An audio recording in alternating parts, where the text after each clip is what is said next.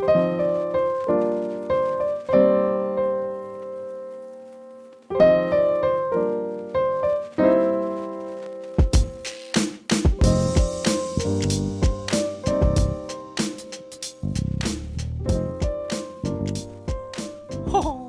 hey there, everybody. It's me, Austin.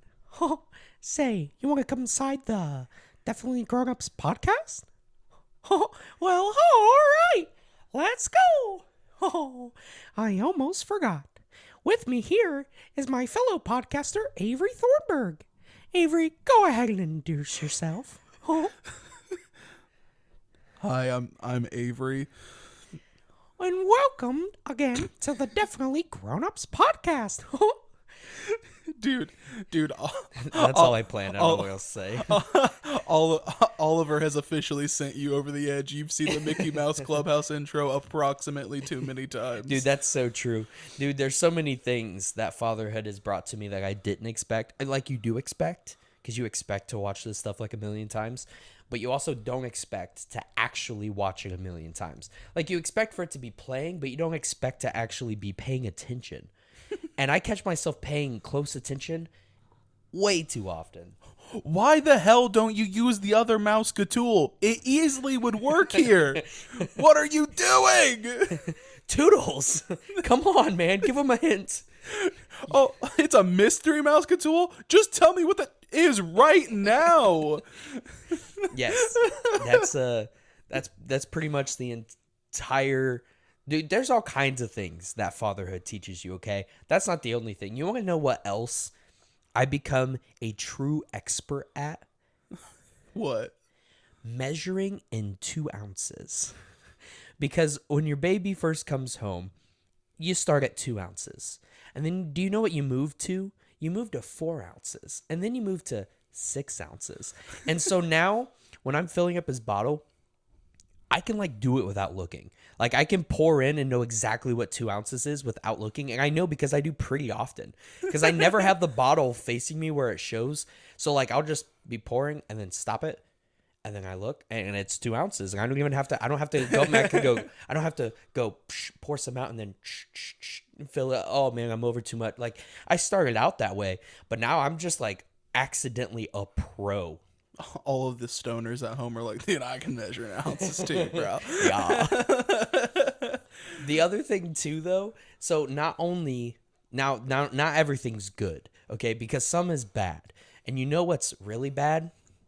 You know how when you look at a table and you see a table? Believe it or not, yes, I have looked at a table before. Yeah. And maybe any parents out there that are listening can agree with me or disagree with me. Maybe I'm just anxious. I mean, not my mom. She doesn't even know how YouTube works. She goes, how do I watch the podcasts? And I said, well, you just pull it up on YouTube.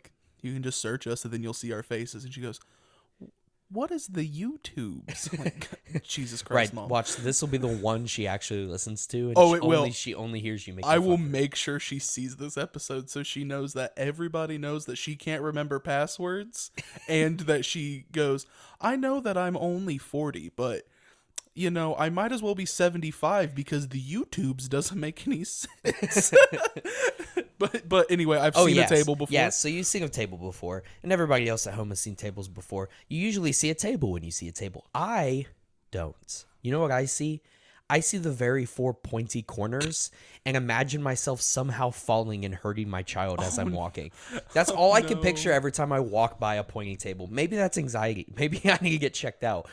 Or maybe it's just a parent thing. But for real, stairs just look terrifying when you're holding a child. Walking past, I cannot. I mean, you've seen my table downstairs. It's the long, very pointy wooden one. Yeah. I fear. I do a little prayer as I'm walking by the corners of tables now. I don't know what it is. I just please, Lord Jesus, let the table be soft, or don't let me fall. That's the better option. No, the table's got to be soft. That's so funny because you don't. When you become a new parent and you do talk about it on social media, it's I'm tired, but I love it because I love my baby. You never get this side of it where it's I hate tables. and stairs. And have you ever seen an electrical outlet?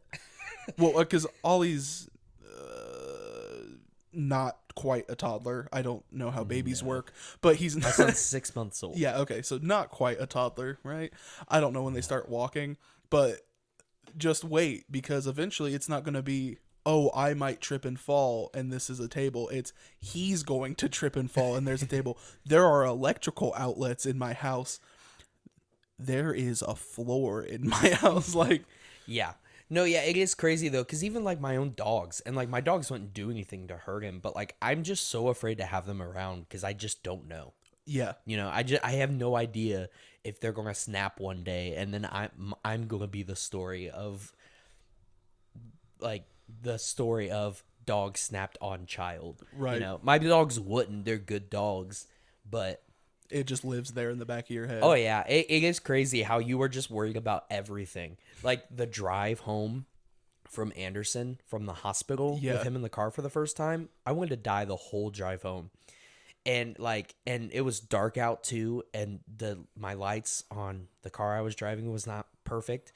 Like they weren't very bright. So it didn't light up the road as much as I had hoped. And, you know, would have never noticed that if I didn't have my child in the back. But I did. It's crazy your thoughts that go through your head. It totally changed your outlook on life. And not always in a good way. Actually, most of it's anxiety inducing if you really think about it. Listen, bro, I don't even hold kids. Like, children terrify me. And, like, because Brittany's little sister just had a baby. Uh-huh. And, you know, we've babysat and helped take care of him. And my brain is like, you're not holding that baby. And I was like, yep, no problem. But then I started feeling guilty because I could see how tired Brittany was because, you know, it was 4 a.m. and he was still crying. And so I was like, I'm going to have to suck it up, aren't I? And so now I can hold him just fine. Like I can do it. I don't seek it out. I don't go, oh, it's my turn to hold a baby. It's more like, oh, you look like you're about to rip your own hair out. I can take this for an hour or two. And I figured out the perfect way to balance in my computer chair where I can lay him on my big belly and still play video games. And I was like, you know what? I got this uncle thing down on lock, on got, as the kids say. You know what I'm saying? No, yeah. The balancing game is really fun too. Like when eating and stuff, and you gotta hold the baby and feed him at the same time, but you also still have to eat. Being able to balance the bottle on or just like putting your chin down. I wish we had a camera to show myself because I look like an idiot. But like, just putting the baby in the left arm, head in your, you know, where your elbow is. Bottle up on the like upper arm. What's this called up here? Your bicep? Maybe. No, it's not your because your triceps the back. I think because this forearm. So then yeah, it's your bicep. Okay. Well, but this arm comes before this arm. So if this is forearm, then this is 3 arm. Nah, I'm just. You already opened the episode talking like Mickey Mouse, and now you're going to make dad jokes? I'm sorry. Look, that's what the conversation has turned into. We had other things planned, and this is what's happening. Oh, jeez. No, but yeah, so like balancing the bottle right there on your 3 arm, and then sometimes when he starts giving you a little wiggle, you just put your head over, you put your you know, like your head on it, and then you just drop all of your food on top of him, because that's another thing too. The amount of times we go out to eat and somebody wants to hold him while they're eating, like I'll just shout it out now. Jennifer did it, and it was funny because we all do it. Jennifer, we've all done it, okay? But Jennifer's my mother-in-law, and we went out to our local Mexican restaurant. We were eating. So good. We ate. We took him home. She held him while she ate. We took him home. We're getting him undressed, and we found in his neck roll a tiny itty bitty piece of steak that she had like dropped. He's a carne asada baby now. And he had no, like, we didn't know, and he didn't care. And it's so funny because you can't, like, there's nothing you could do about it. You know, like, if you gotta do all of this right here and holding him while you're eating and balancing his bottle, of course you can't focus on not dropping a tiny, and it was like the smallest piece of steak. It was big enough to know it was steak, but that's it. Like, And you move it, and he just starts crying, like I was saving that for later. No, I stuck that in there myself. Dang it. Oh dude. man, But yeah, Dude, it's pretty funny. adventures in being a dad. Always have. And it's only begun. Like I said, he's 6 months old. Dude, that's 18 years of content right there. For real. You'll have content for the rest of that. We ever run out of things to talk about, you can just talk about whatever shit I wouldn't Ollie's say getting into. I wouldn't say 18 years because like about the 14 range is where they're supposed to start hating me, right? So about the don't know. 14, 15 age, maybe not after that. I mean, maybe. I mean, I could still make fun of him, but he's just not going to be okay with it. I mean, yeah, but that's no, at that 14 age is perfect because that's when you can start like actually throwing hands, and then you guys can just like fight. I'm not fighting my 14-year-old child. Oh, is that not what parents are supposed to do? I don't See, that's think why I'm not a dad. Like, I don't know. Because you would punch your 14-year-old? He start running his mouth. Dude. I'm going to have to cut this, but only for the sake of you when you have a child and in 14 years we come around and then someone picks this episode up. And it's like, oh yeah, he probably does this. No, it's satire. Of course. I'm also never having kids, so like we're fine. We don't have to cut That's it. what you It's think. fine. Don't you put that evil on me, Ricky Bobby. Don't you put that evil on me, Ricky Bobby. But did we introduce the episode, right? Did we say hi to everybody? Yeah, I did it in Mickey Mouse Oh, voice. that's right. I completely lost that. But I mean, you could go ahead and say hi to everybody. but yeah, hi guys. Only 11 minutes in. I hope you enjoy the nonsense that we started with. It's good though. It's nice. It's a nice little difference from the I always feel like we start our episodes like more serious than the rest of the tone for the episode. So I like the way this one started. Everyone knows what they're getting into. maybe we're right? doing a reverse. By the end of this episode, we're going to talk about something really serious and sad or something. Did you know that every 4 seconds a puppy is kicked? Like, I think it's more than that. oof. Yeah. So, but anyways, yeah. So welcome back to another episode of the Definitely Go to podcast, everybody. Hope you're still with us and you didn't click off the moment you heard the Mickey Mouse. That was Avery's idea, by the way. So. It definitely was. I wasn't gonna introduce the episode nice and low like I normally do. Yeah, I it was said- his turn. I said, Austin, why don't you just do the most obnoxious voice you can think of? And originally he was doing a British accent that made me want to shove. What do you mean, mate? Oh God. This is an incredible British accent, mate. Don't you make me come over there, you little shish kebab. Shish kebab. I love the thought of shish kebab being an insult. I don't think they do that. I think they just use the C word a lot. They do. Like And bloody. and bloody. Bloody means everything, Oh, mate. See, I don't have a problem with the C word, but YouTube does, so I'm Yeah. not allowed to say it here. It's true. But for Spotify listeners, yeah, that's something I wanted to talk about because I've had some people asking about our Patreon stuff. Yeah. Patreon doesn't work the way that we thought Patreon worked. Yeah, so basically, Patreon, when it comes to podcasts, are great for people that can spend lots of money on it. We're not to that point yet. Not yet. So basically, they have Patreon itself doesn't let you upload videos past it's like 600 megabytes or something, which won't do it for us. It's approximately the length of a vine. Pretty much. and so in order to do that, you have to use an outside source. I don't remember what their outside source is, but they're partnered with. And you have to pay, in order for us to upload all of our videos plus a bonus one like we wanted to for you guys, we'd basically have to pay it's like $35-$40 a month, and we're not, or it might have been more than that. That doesn't seem right. I think it was more than that. And I really thought about it, but I was like, that's just not, it's not worth it for us right now. We just aren't able to do that right now. Yeah. So, and it is unfortunate because I know we kind of talked about the Patreon a lot in the first month. Yeah.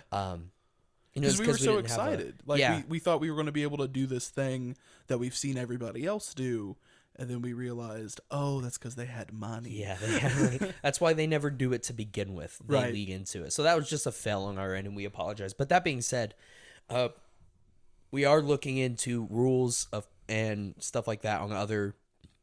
Excuse me, sorry. Get that out of my system, and I'll cut that. We are right now looking into other rules and other platforms to see if we're able to produce more content that like we can't do here on YouTube. If we're able to produce those on other platforms, we're still going to be mainly YouTube, Right. but for like the bonus episodes and stuff you can't really talk about or play music, we want to try to find another platform where we can do that. So we're experimenting right now. Maybe by the time this episode actually comes out, we've got it all figured out. Right. Because again, we do, especially if this comes out the end of the month that it's planned for, it's anywhere between a month to 2 months ahead of time that we record these. Right. So by now we could have already figured that out. And I hope so, because I'm trying to work on it. But we also, the both of us also have jobs and lives outside of this, so we gotta appropriately Right. address it. But yeah, so the ones that we were looking at for like uncensored content, so anytime one of us swears or honestly, and like some of the episodes where we maybe have played a song or played something to kind of get a set feel for what we're talking about. We're going to try to put those on like Spotify or like Apple Podcasts, right? That was the other one. Yeah. And those won't cost any extra money. And No paywalls. Yeah, no paywall. You'll be able to go check them out there. We'll also have our other episodes, not just the ones where we cursed a lot. We'll have those on there too, because I know a couple of our coworkers were like, "Hey man, we really want to keep watching the podcast, but we're not paying for YouTube Premium, so we can't watch it while driving because like their phones and stuff." And so I think a lot of people want it to be on like Spotify and stuff, even if they don't have the visual for like Tier List Tuesdays or our Auto Pets episode or anything like that. They still want to hear us, so Right. that's cool. And we are working on it. Yeah. Hoping to get it to you guys soon. Yeah, regardless, it's still going to get done. Now, whether or not we're able to use it as a secondary platform for like the explicit quote-unquote content, because it's really not explicit, but just kind of the extra content that YouTube's like smack on the hand. Even if we can't use it for that, yeah, we're still going to use the platforms themselves. We're slowly getting there. Yeah. I want to learn everything about it before I 100% go all in and just post it on all these different sites. Want to make sure that it loads properly and such. Yeah, but yeah, so that's a good thing to have brought up. Yeah, I wanted to keep everybody in the loop because we have a lot of people who listen. Like people There's a bloody lot of you.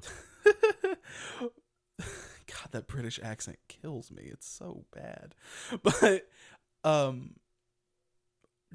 one of the manager at Packasack, he's like a family friend. He was talking to Alex about how we were talking about him on the podcast.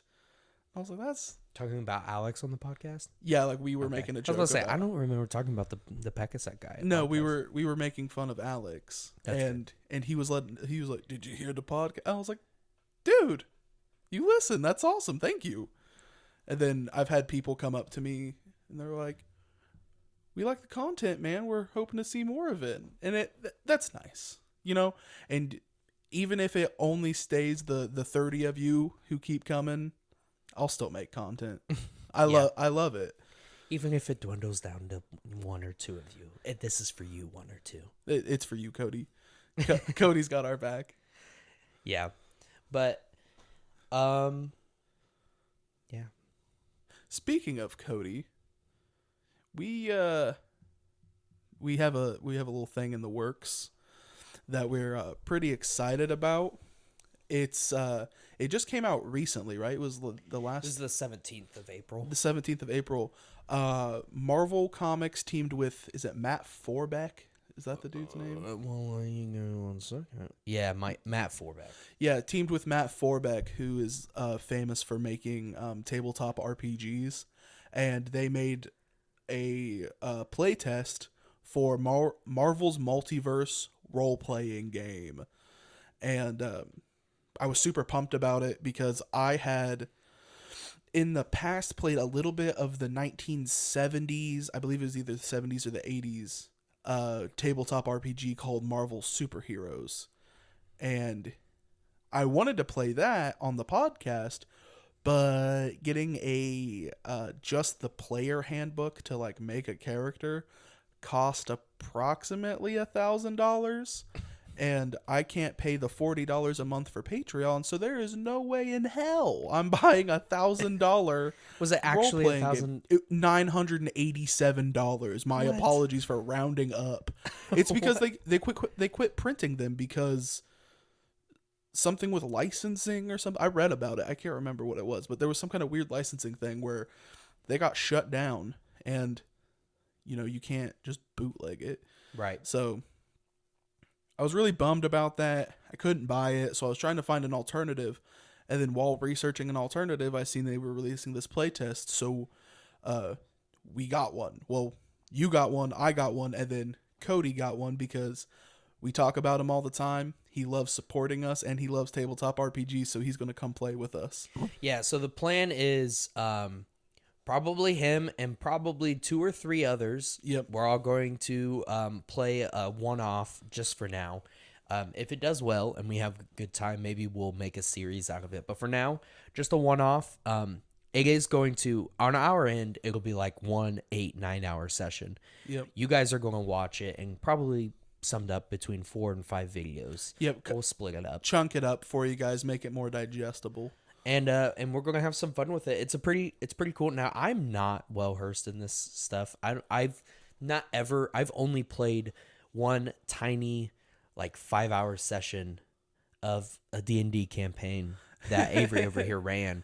So outside of that, I don't have a lot of knowledge, but I will say that this playtest was very easy to understand when it comes to the character creation side. I know there's a lot of people that have a lot of problems with it. But between me, the player, it seems like a pretty easy thing to get a hold of and understand. And Avery's got a good idea of what he wants to do with it, and that's all that really matters. So, Right.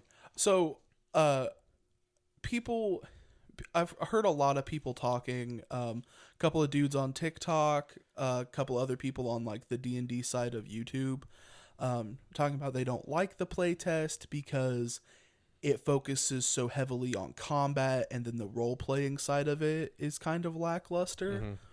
And as I was reading through the rules for it, I don't think the role-playing side of it is lackluster. I think it just demands more from the narrator or the DM. Like, so in like Dungeons and Dragons, or I haven't played Pathfinder, but Pathfinder's based off of D&D 3.5, so I'm assuming also Pathfinder. Most of the skill checks are in the book, and you only have to make up a skill check if somebody's doing something ridiculous off the wall. Mm-hmm. And in this game, you make up all your skill checks. There's a base for it. That's if it's an easy task or a hard task, a super mega hard task, and so on. Okay. And you just adjust that per character rank because the rolling system is a little weird. It's different. It's a lot different than what most of us are used to, especially us who use the D20 system like in Dungeons and Dragons. Mm-hmm. But I don't hate it.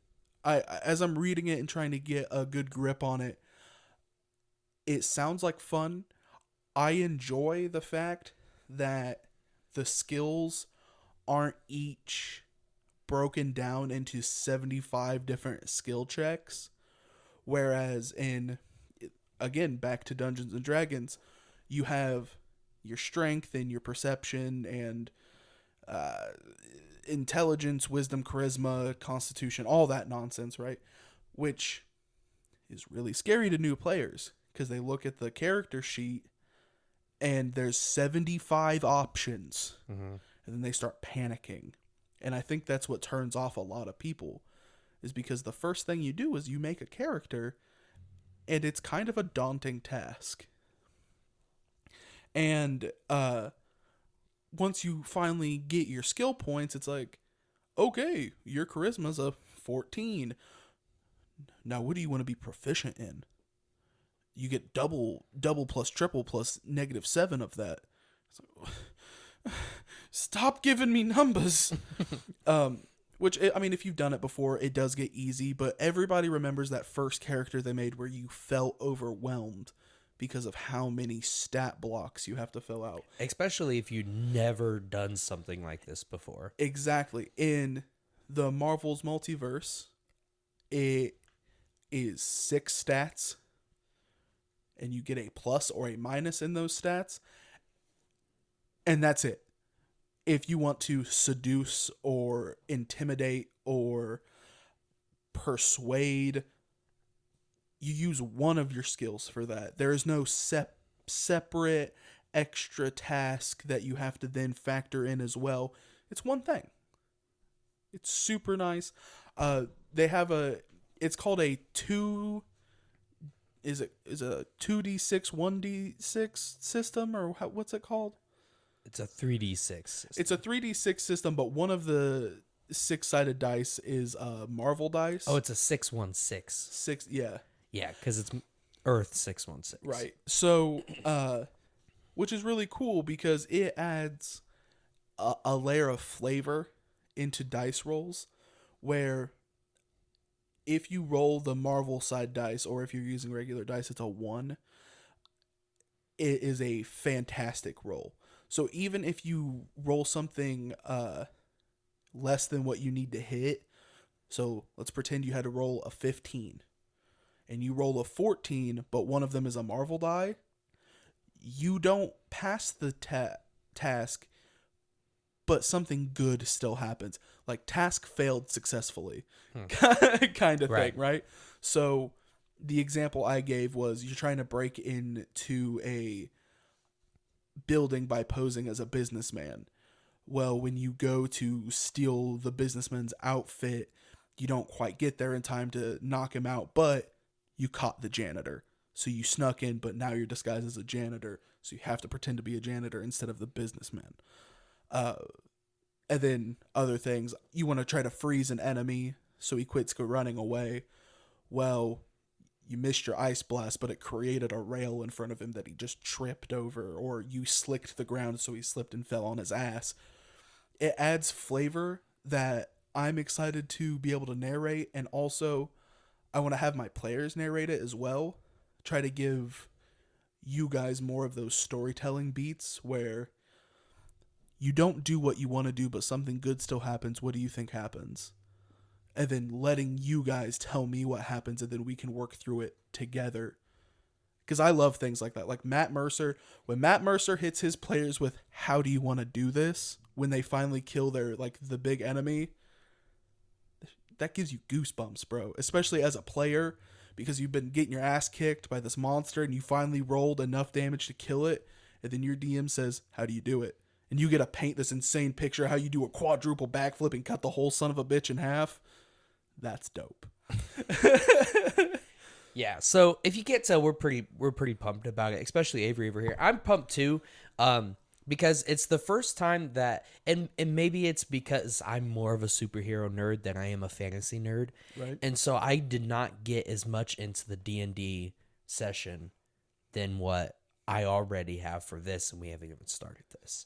And so maybe that's why, and maybe this is going to be a good introduction to the role-playing systems, and maybe I'll like them more. But yeah, we are pretty pumped. I've even written out a few characters already. And then I know Avery has a few ideas, and we have a few people that are going to play with us, probably for sure are going to play with us. They have an idea for their character as well. I won't spoil those. I'll let them tell when the day comes, but there's some pretty good ideas, pretty funny ideas. Yeah, we have at least 2 additional members going to come, which is, as we mentioned before, Cody, who is our kind of our resident expert on tabletop RPGs, because he's played longer than both of us. He's ran more campaigns than us. Yeah, he currently runs 2 campaigns right now. I think he said every Saturday with 2 different groups of people, and they've been going on for a long time. One of them's a Lancer campaign, and I'm not 100% sure on what the other one is. But we talk to him all the time about it. So he is basically our resident expert on RPGs.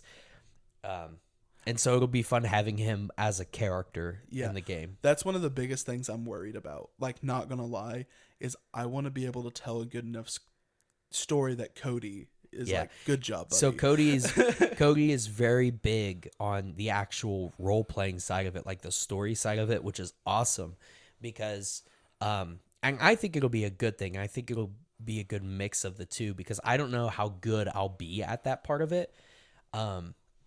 Being a new player. Right. So it'll be a good mix, and he could probably help push us along in the right direction in certain areas like that. He says, you have to get off the boat. Yes. So. And then our good friend Timothy will be joining us as well. Yep. And he's already sent me the idea he has for his character. We just have to make it work. And it's nonsense.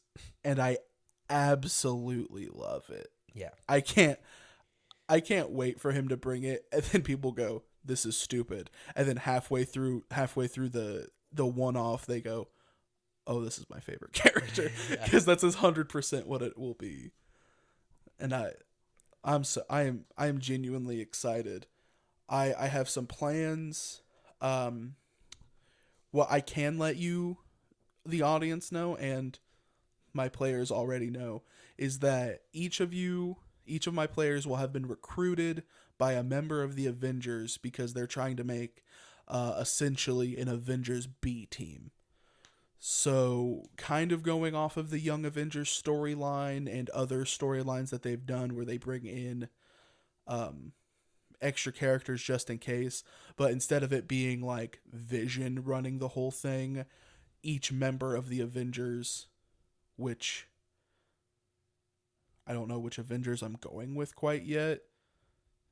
I'll figure that out. But each member of the party will be recruited by one of the Avengers. So they have some kind of personal relationship with at least one other Avenger. And we will, I'm assuming, have to fit that in our character's background as well. Like how they came across these heroes. Exactly. That'll be your guys' stories to tell. We were just talking about it before the start of the episode, and I really want them to fight Fin Fang Foom. And if you are not aware of the alliteration monster that he is, he's just this dumbass big dragon. Just like kaiju-sized dragon. And I want them to fight him. But he's not that powerful. He's not powerful He's either. not very impressive. It would just be a really fun fight to see who's saving civilians, who's doing damage, who's helping this person. Because there's a friggin' dragon destroying New York City. And I think that'll be a really fun combat scenario where role playing and combat will mesh together in a fun way. Yeah. I'm excited. Yeah, that will be fun. I'm excited too. I don't know what to say. I'm excited too.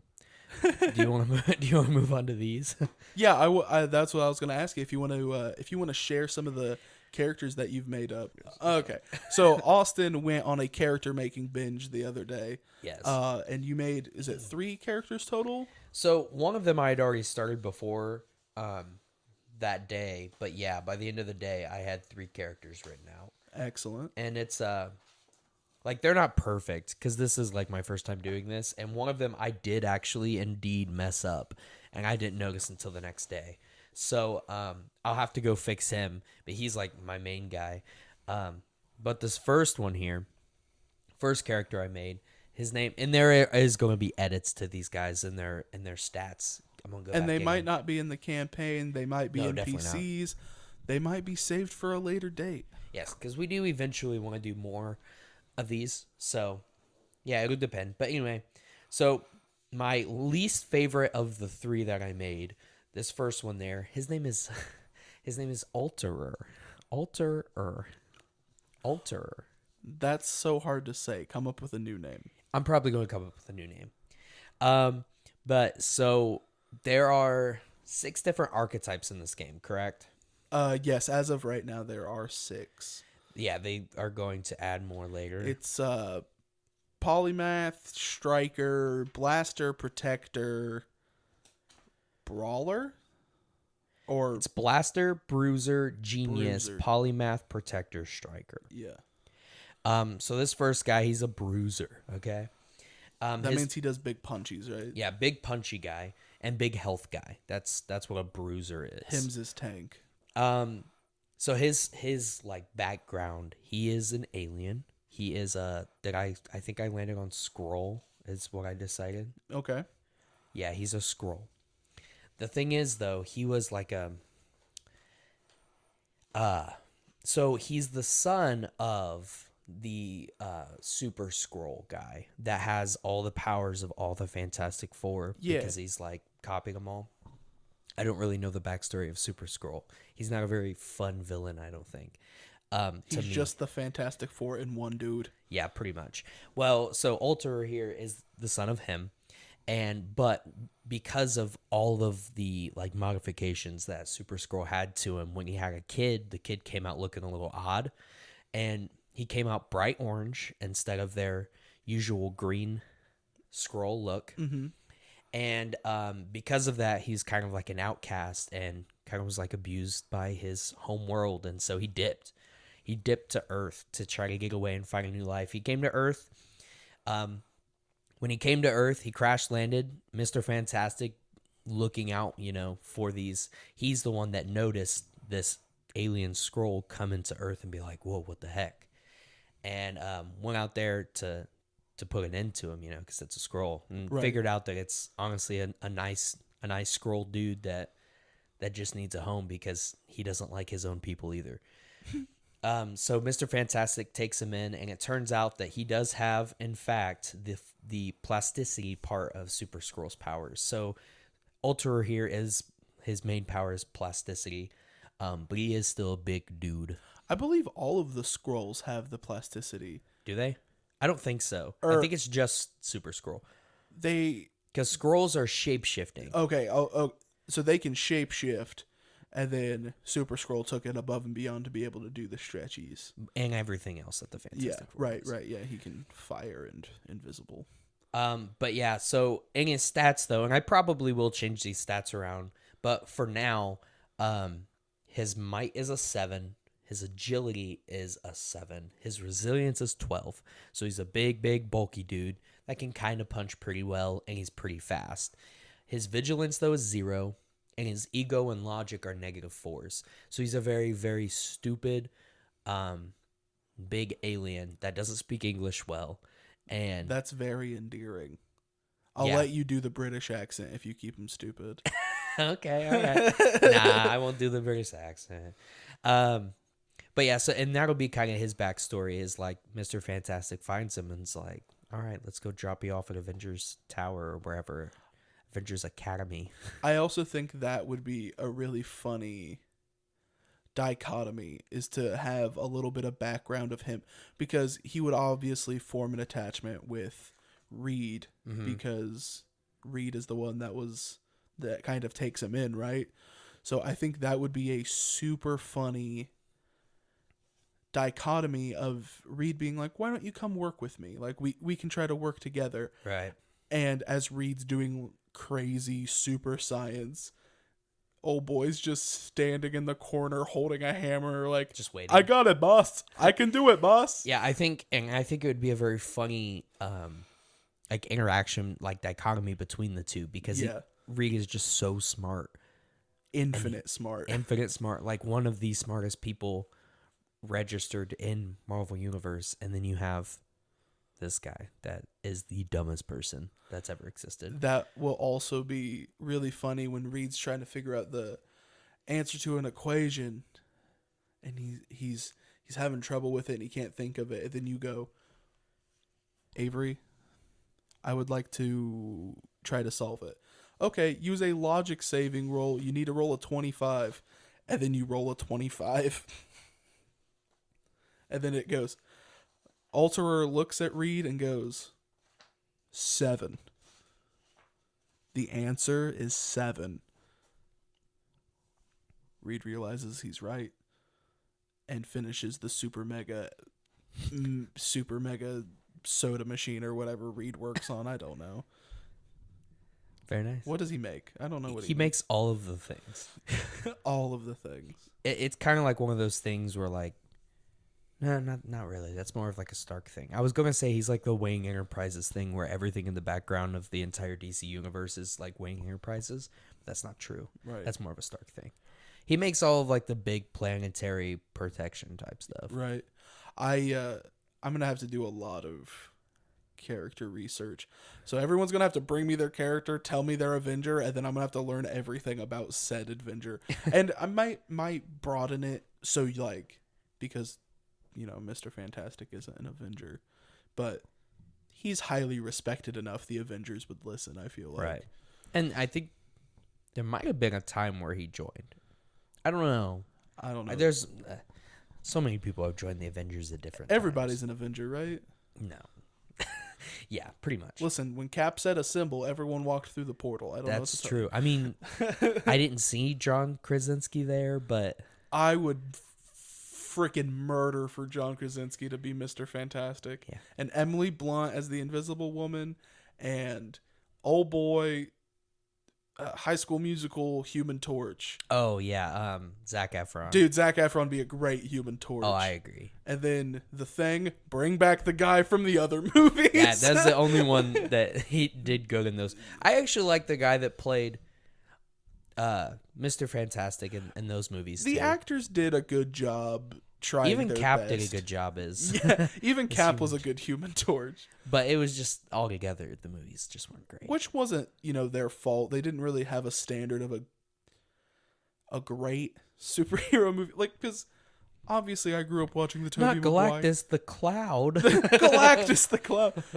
Oh, the most deadly cloud of all, Galactus. Dun, dun, dun. You know what? Galactus is the main bad guy for the campaign, and he's a cloud. Boom. Yeah. So, but yeah. So my next character that I wrote up here, he doesn't have an Avenger yet. I haven't figured out exactly how I want to incorporate him. Okay. But he's more of a criminal, so he's probably going to be brought along by somebody that's more gritty, like the Punisher or Daredevil or somebody. I don't know. We'll figure it out. Mm-hmm. I'll have to figure out how to. The problem is his background is not available. We don't know anything about him. So I might just have him. I know who you're talking about now. Yeah. So next up is this character name is Profile. So his backstory is just not available. I have no idea. I don't know anything about him. Nobody does. Nobody knows who he is. We're not even sure if he's a he because we have no idea. He is a totally all like blacked out character, like a shadow. And what I'm wanting to picture is like he's kind of like the inside of. Do you know who Cloak and Dagger is? Yes. They're like they work together a lot. And Cloak, his whole power is he wraps something up in his cloak and teleports away inside of it, and so he can wrap himself and then. Oh, that's cool. So I kind of picture Profile, his entire body, like the inside of that cloak. But he has a bright white outline surrounding his whole body. So no matter what angle you're looking at, he's got this like bright, like shining light that's almost blinding, just outlining his body. Kind of like one of the dead body signs on the streets, where what's that called? A chalk outline? Yeah, that's what this guy looks like. He looks like a locked video game character. Yes. Pretty much. That's exactly what he looks like. Imagine playing an old video game and the locked character standing there. And you know how sometimes you can still hover over it and then you can just see the silhouette of the character moving, but it's completely blacked out? Right. That's what he looks like. The only thing, though, is he does have... his origin is high-tech. So he does in fact have mechanical arms. He has 2 extra arms that are robotic, and they suck in and out of his like body. So he's Stitch. Kinda. And what the idea eventually with the character is, if we use him in a system where we're actually getting to level up, Right. is he ends up using more and more different parts of mechanical bodies that you didn't know he ever had, because it's Oh, all that's sucked in and cool. coming in and out. So, but to start out with, he just has 2 extra arms, and that's the only thing that's not blacked out. It looks like an actual 2 robot arms. Not much is known about him other than he is a criminal, or has a criminal past. So he is kind of on the run. He does have pretty good connections, and he does talk and stuff. So that's why you kind of know he's a dude, only because he talks and sounds like one. But I even thought about maybe doing something where his voice changes. Just to keep people on their toes. That could be part of the like high-tech background, is he has a voice changer. Yeah. Plot twist, this is a 12-year-old. 12-year-old kid. It's a 12-year-old girl, and she was like, I need to make bank. So what I have now this is one of them. I'm probably going to change the ability scores on it. But what I have here is his might. So he's not very strong. He's a -4 in might. Okay. So he's a striker. So that still gives him some, because one of the modifiers for striker is a +6 in might. So he's still a 2 in might. So he can kind of do some damage, but not much. Yeah. His agility is 9 though. So he's very, very quick. Oh, damn. Okay. His resilience is 0. So he's kind of a squishy. But still, he's got the +4 from the striker, so he's still a 4 at the end of the day. A 5 in vigilance, a -2 in ego, and a 10 in logic. So he's a very smart, fast character that can make good decisions, but he's not very strong, and he's not very buff. I kind of like almost equivalent to a monk. Yeah, pretty much. In Dungeons and Dragons. Not the buffest, but quick and intelligent. Yeah. I do. See, I like these. I like the stats that you have because they make sense, especially because you can play that into a character. Yeah. You know what I mean? And so he has an additional limb, so that does some stuff for checks for him. Oh, for sure. And then his powers, though, are really just martial arts. He has cybernetic powers as well, but he doesn't use actual powers when it comes to the cybernetic stuff. He just kind of uses them when he's doing his martial arts things. He uses them as extra body parts, pretty much. Right. Kind of like Goro, Yeah. but with robot. So, yeah, but he's a loner. He's quiet, very sneaky, obviously. He can get in and out of places pretty well. But yeah, what I'm picturing, though, would be really cool with him is, like, he can bring the arms in, and eventually, like, you know, if he's got to get somewhere quick, he can bring out 2 extra legs that are robotic and just bolt somewhere with 4 legs instead of 2. Or something like that, you know. He has wheels come out. Yeah. Gets the Gotta go fast. ha chili dogs. He gets the God, I hate you. He gets the like Tenya Ida legs. He has engines come out of his calves, and he just bolts. So my last character here, now this is the one I put the most thought into, is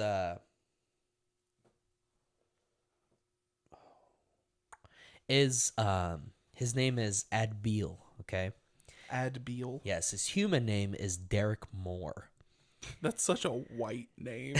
Yeah. He said, "Hey Derek, do you want some mayonnaise on that sandwich?" He goes, "Not for me. Mayonnaise is too dang spicy." Derek Moore. That's the whitest name I've ever heard. Like it's like John Smith. The equivalent white. Derek Moore, John Smith, same amount of white. Too white. So So basically he is a god. Now he is a crossbreed, an illegal crossbreed between what are they called? Pantheons. Yeah. A crossbreed between pantheons. Between the Norse god Tyr. How do you pronounce that? Tyr. It's the Norse Tyr. Yeah, he's the Norse god of war, and was Kratos got his ass. Kratos got him, dude. And Pythio, I think it's how it's pronounced, is the Greek god of persuasion. So this person is the child of a god of war and a god of persuasion. He was outcast because he was an illegal child. You can't mix between pantheons. I made that rule up. I'm pretty sure technically they're all the same people, just different names depending on who. That doesn't matter. It's your story, baby girl. Yeah, you tell it. It's my story. But yeah, so he is a god, but he was cast out to Earth. And when he was cast out to Earth as a child, he was raised by people on Earth who hated the gods. And so he has this very weird mixed feeling. He knows where he came from. They knew, and they tell him. And they kind of raise him to be this person to maybe one day take the gods out. And so he is given his like armor and weapons of his like that his father passed down to him. Because the parents didn't necessarily hate him. They just weren't allowed to have him. Right. And so he has all these weapons kind of on display. He never uses them. He grows up and unknowingly uses his powers of persuasion to start a business and become like a super millionaire. So this guy is very, very rich. He's his business is called More Industries. And because less is more. Sure. No, dude. No, that's an actual tagline. I swear to God, because he'd be presenting. I can picture it now, like presenting in a boardroom his new product of whatever they sell, and then at the end you just hear this robotic voice go, "And less is more. More industries." Yeah. Tell me, good. yeah. So his story though in the back is basically his entire building gets attacked by a huge villain in the middle, and that's where his base is in New York City. Fin Fang Foom. Yeah, and when it's getting attacked, he doesn't do anything to help. He's got all these powers of a god, and he doesn't do anything to help because he doesn't want anybody to know. And so he's choosing not to do this, and he's trying to escape and watching people get hurt. And as he's running through, Spidey comes swinging in, and like he watches Derek like take some damage and just shrug it off. And so Peter, is like, dude, I can tell that you're like, you're something other than normal, so you need to help me. And so he decides to help Spidey like save some people. And afterwards, after they clear everything out, Spidey looks at him and does the whole, if you have powers and you decide not to use them, then it's your fault when something bad happens speech, With great power comes great responsibilities. Exactly. And so he gives him the little speech, and that's when he decides, it's time to do this. So he puts on some of the armor. I picture a guy in a full black and white suit with the like the shoulder, what are they called? Pauldrons? Is that what they're called? Like Bro, I have no idea. It's like the shoulder armor, that have the big spikes. Shoulder armor. I have no idea what it's called. But he puts on the shoulder armor, the boots, and the gauntlets, and he has a magical sword. And that's it. Everything else is just a suit and tie outfit for the dude. And he is slowly learning how to be a hero. So the thing is, he is a I do have him down as a polymath, I think. I'm pretty sure I have him down as a polymath, yeah. So the two things, when you do a polymath, you can kind of choose the extra too. Mm-hmm. So the two things I chose to like up the limit is his vigilance and his ego. So because he was raised and never used his powers, he is mainly a smart guy with high ego and high vigilance. He is strong. He can be strong. He's just never used it before. So he kind of has to discover it. It'll give him a path to grow on. If you can't tell, I put way more effort into this than the other two. But he has a 3 in might, a -4 in agility, so he's a very slow person. A 3 in vigilance, a 6 in a 3 in resilience, a 6 in vigilance, ego, and then a 4 in logic.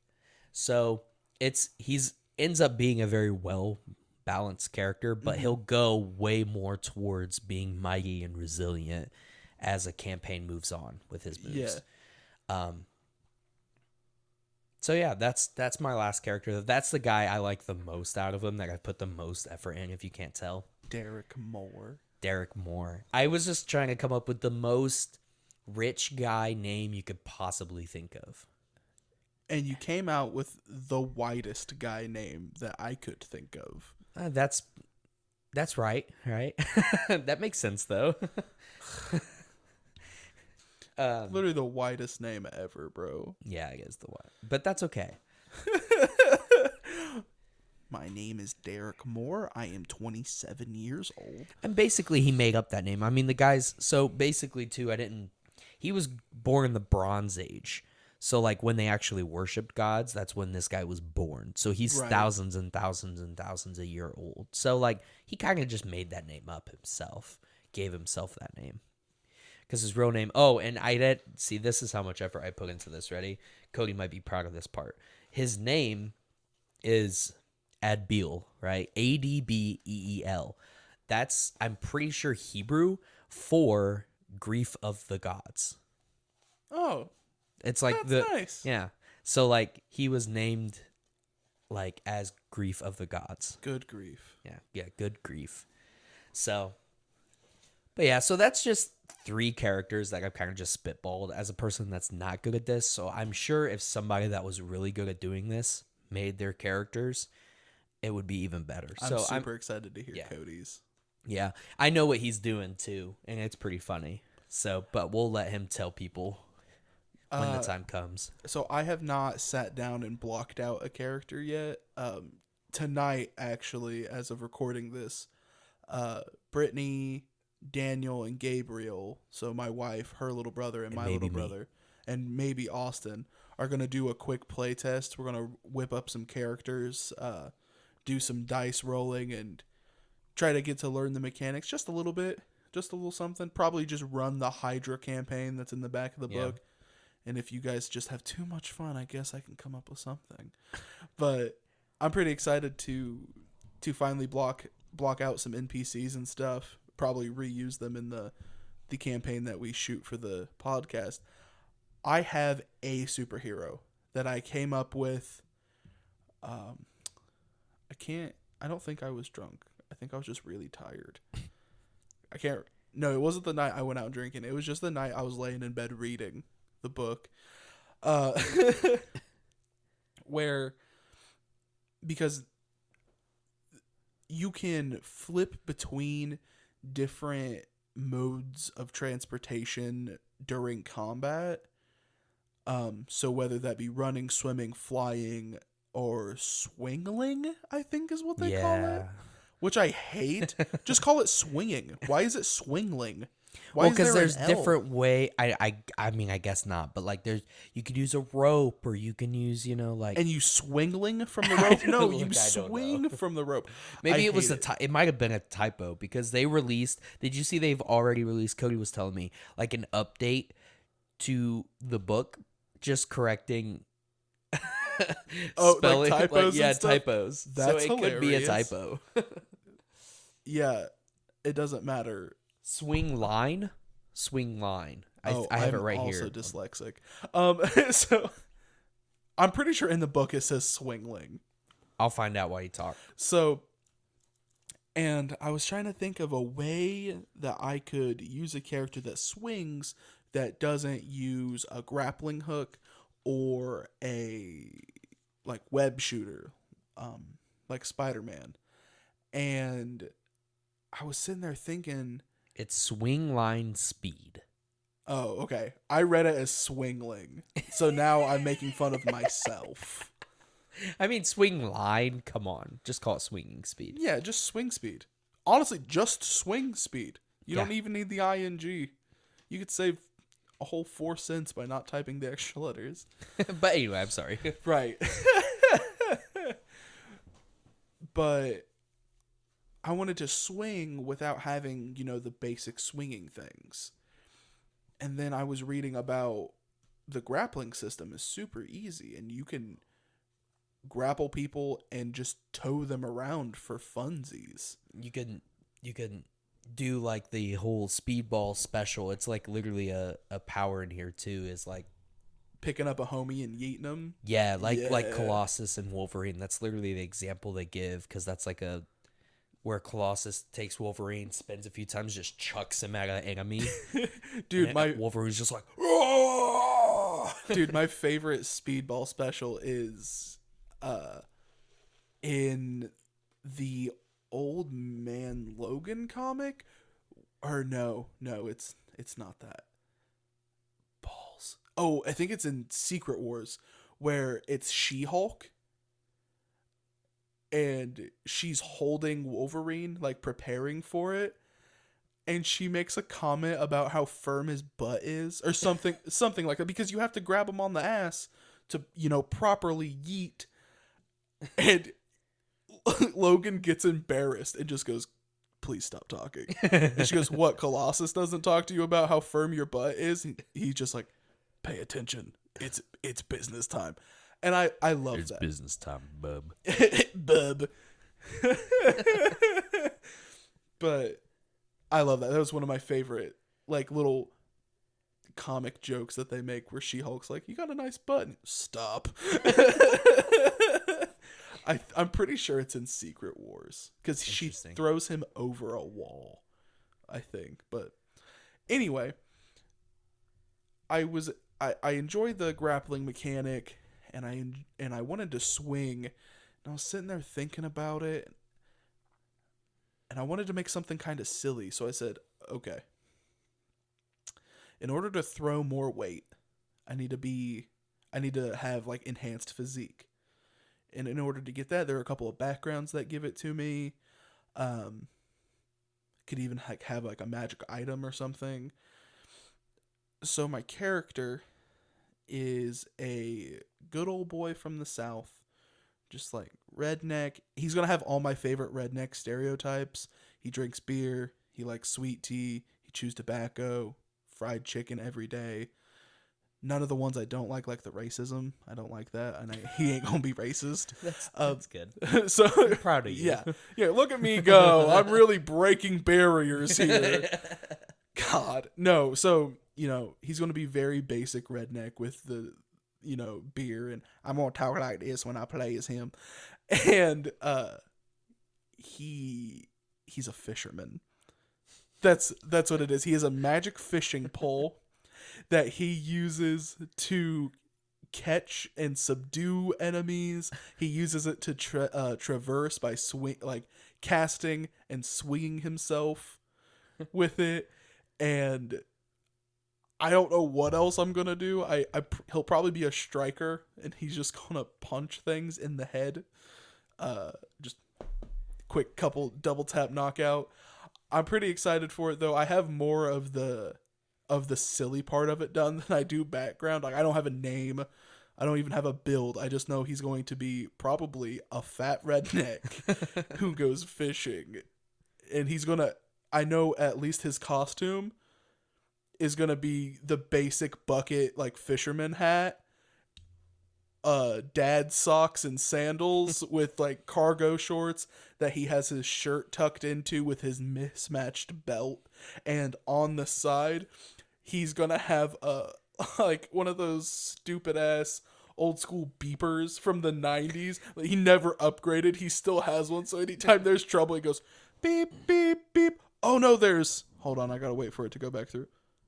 There's trouble in Ohio. And then just my neck of the woods. My neck of the woods. So I'm really excited for him. His character will probably be pretty similar to Ellis in Left 4 Dead 2, where he's pretty dumb, but he's a sweet guy and doesn't know when to stop talking, kind of like me. So I'm excited for him, though. Brittany has a superhero character that we made way back in high school, when we'd like write stories and like stuff like that. And her superhero is Iron Boobs. What? Yes, Brittany's superhero character is Iron Boobs. Interesting. She was a girl who was bullied because of her flat chest through high school. So then when she got out of high school, she got a breast augmentation surgery, and something went horribly awry. And then she it's so dumb, but I love it. Oh, goodness. She has double D's that are completely bulletproof. And like that's her whole superpower is that she has a chest of steel. And so when she like But the rest of her is vulnerable. no, I think her whole thing is she's invulnerable to like piercing damage and stuff, but I know like her signature is like she'll run up and like bounce a dude's head right off her tit and knock them out completely. And it's hilarious. It's so funny. So Interesting. damn funny. I hope that's who she makes when we play later. I really hope that's what she goes with. 'Cause That'd be pretty funny. That'll absolutely kill me. But I wanna bring in some things from like the MCU and bring in some things from the comics, because that's the whole point that they make in the how to narrate this is it's its own universe, so you can use as many stories as you want or as little stories as you want. You can make people as strong or as weak as you want because it's your own universe. There's outline. You're literally right on on the the front cover of the cover. book. Look at you go. But I did have a couple of questions for you. Okay. So, what is your favorite MCU film? I don't know. I like the first Iron Man movie. I always have. I wasn't one of those guys that like the moment he like snapped and died that were like, man, now that I think about it, Tony Stark is actually pretty cool. Like I've always liked the first Iron Man movie. Yeah. I went and watched it in so it was my introduction to like it was my main introduction to superheroes. Obviously by the time that movie came out, I knew what superheroes were and I liked them, but I didn't love them. Like I didn't get like fully into it. This psyched about it, yeah. Yeah. I remember watching it for the first time at a drive-in movie theater in Newcastle. Oh, that's dope. And I watched it about 7 more times there before I ever watched the second one. Because at that point, the second one was already out because it was a drive-in movie theater. Right. It's not like they get first dibs and they're not an AMC. So it got me way more involved into superhero stuff. So it's always got like a place in my heart. But other than that, I mean, Infinity War was a great movie. So are there anything for the RPG, is there anything from those movies you would like to see? Like maybe a villain or like a battle or just something that you were like, oh, in this instant that this would be a fun instance to see. I don't know. Maybe. I haven't really thought about it. Honestly, I'll be good with whatever you come up with, you know. I want a giant monster fight. That's like that in my heart. Like I think Fin Fang Foom's perfect. Yeah. Because even as a low level hero, he is at best a threat level like out of 10, maybe a 5. Right. Because he was taken out by Iron Man. By Iron Man alone. by himself. Yeah. And like not you like pooping on Iron Man or nothing because Look, it's a magical beast. Like no, he's just a big dragon. So he can breathe fire and he can knock down buildings, but he doesn't have the I can warp reality into everything Right. at once that require, you know what I mean? He's just big. Yeah. And so I think he's a great little boss fight. No, yeah, I just like when it comes to pulling stuff out of the comics or movies, I haven't really thought about it, but I would like to see a decent mix of actual storytelling and have moments of dumb stuff, like stuff us doing, wow, English.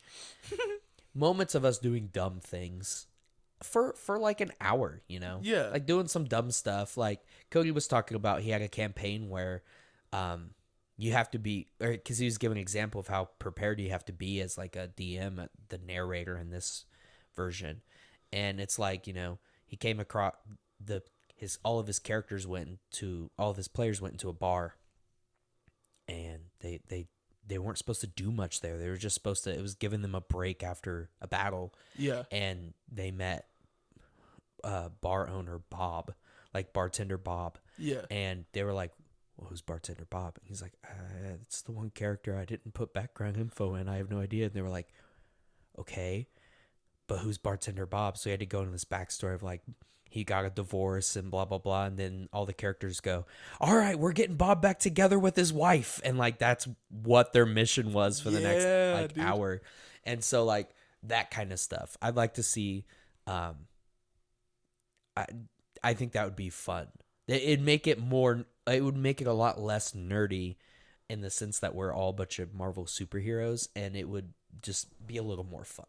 You want some shawarma scenes, is what you're saying. Yeah, pretty much. Like after you beat the big bad, and Tony goes, "Okay, good job, guys. Where do you guys want to go?" Well, I'll take you to celebrate. It's on me. Yeah, because I'm MF and Tony Stark. Yeah. And then you guys go, well, where do you want to go? Where do you want to? Shawarma? We're getting shawarma. And then you guys go to a small mom and pop, right? And then like I build the scene of a small mom and pop. I don't even know what shawarma is. it's I don't think it's a mom and pop place. It's like an actual restaurant. Oh, is shawarma a restaurant? I'm pretty sure. I thought it was a type of food. Like Is a it? falafel. I have no idea. I have no idea. I don't even know if a falafel's a restaurant or a type of food. It's just fun to say. I don't know. But Shawarma is thinly sliced cuts of meat like chicken, beef, goat, lamb, and sometimes turkey rolled into a large piece of flatbread or pita that has been steamed or heated. Holy hell, that sounds awesome. So it's like a burrito. It's like a it's like a gyro. A what? A gyro, a gyro. Oh, I didn't know English people bought things with burritos. What? It's a euro. I hate you. I fucking hate you. It's a bloody euro. Take this burrito full of meats. I'd like to trade it for a car, please. Oh my god. I hate you so. You had no idea. What pisses me off even more is that it went right over my head. Because I was so distracted by the fact I'm crying. of how good a euro sounds right now. Euro, mate. You pulled a sneaky on me. Oh, you bastard. Oh. Good one, though. I'll give it to you. I give it to you. But I'm crying so hard right now. I can't see. Dude, that's funny. oh my god. So Who would have known? We can prep a bunch here, mate, here in America where we can buy it real cheap. Go over to England and be filthy rich, mate. Oh my god. I got such a bad English accent. it's so bad. I think the audience will love it, though. I think they'll demand it to come back. Okay. I'll do that. That can work. I can make it better. And by better, I mean worse. By better, I mean worse. Jesus. Well, on that note. Yes. Moving on right along. So it's moving away from the RPG aspect a little bit, but I am just genuinely curious. Where do you want to see like the MCU go next? Well, they're going in a decent direction. I think Kang the Conqueror was a good direction to go in for the MCU. Which you haven't watched any of the Disney Plus stuff. Oh, okay. Yeah, no, I haven't. You have to. It is like at first I didn't know if it was going to be important, but like for Multiverse of Madness, I feel like you really need to watch WandaVision, and then At least. yes, and then for everything else that happens, you kind of need to watch, Loki. I don't see how Winter Soldier and Falcon will be important, so you might be able to skip that one. And then Moon Knight so far, I think it's going to correlate into Black Panther 2. Oh, really? Because the Black Panther god that gives Black Panther his powers is an Egyptian god. That's what people usually don't make that connection. It's actually an Egyptian god. Oh, okay. And Moon Knight that's all Egyptian god stuff. Oh, like interesting. Khonshu Okay. that gives him his powers is the Egyptian god of the moon or whatever. Oh, okay, cool. So, I don't know a ton about Moon Knight. yeah, no, he's a fun character. He's a very interesting character because it's a character who, before he has his powers, before he's granting his powers, has multiple personality disorder. And so it's like constantly a fight between what personality is taking control of the body, and One of them drives a taxi. and each one of those personalities have their own version of Moon Knight, pretty much. Yeah. So you have a more brutal fighting version of Moon Knight who is like just murders people.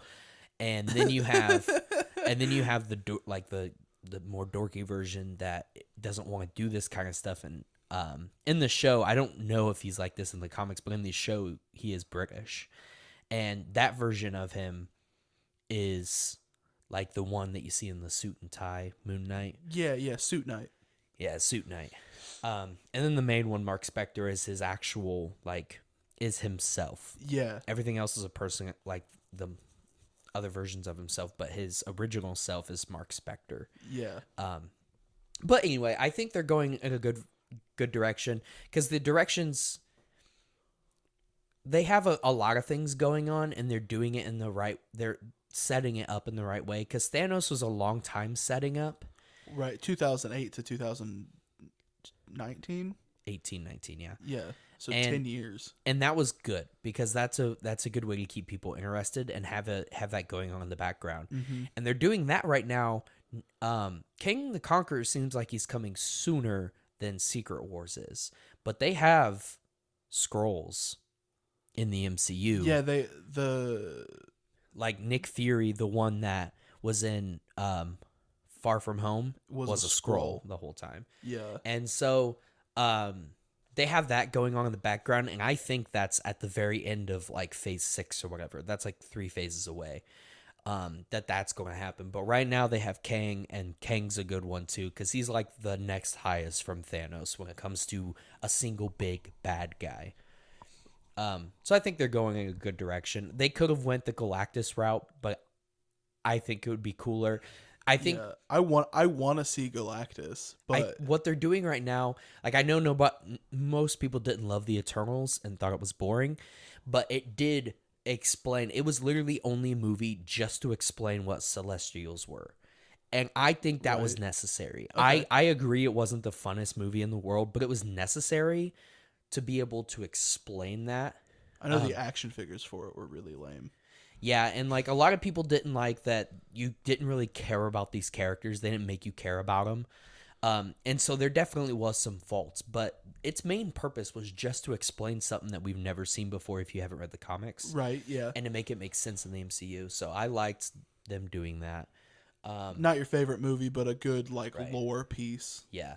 And so now they're going to, especially with Kang, they're going to explore that part more, and I think it will be way more impactful if they explain all like the big Celestials and what they are and the creation of the MCU or the Marvel Universe and whatnot. Yeah. It'll be better if they explain all of that and then introduce Galactus versus Galactus showing up and then explaining it. You know what I mean? No, that's because for then sure, Galactus will be the Eternals, where he was just the stepping stone to introduce everything else. Right.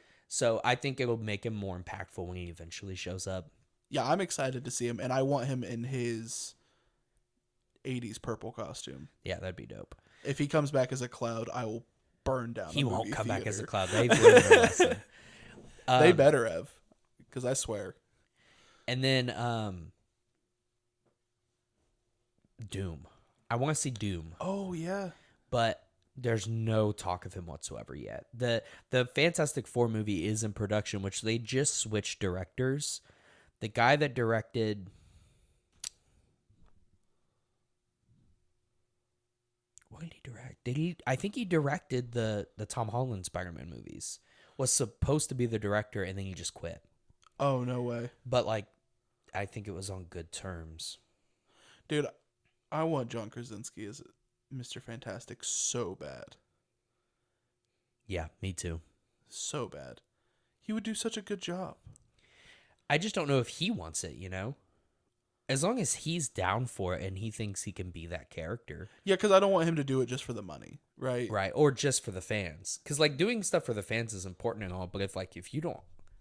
I would rather somebody do a good job playing it than have the person play it that I want. You know what I mean? Yeah. But if he wants to, then please. Disney. I don't ask for much.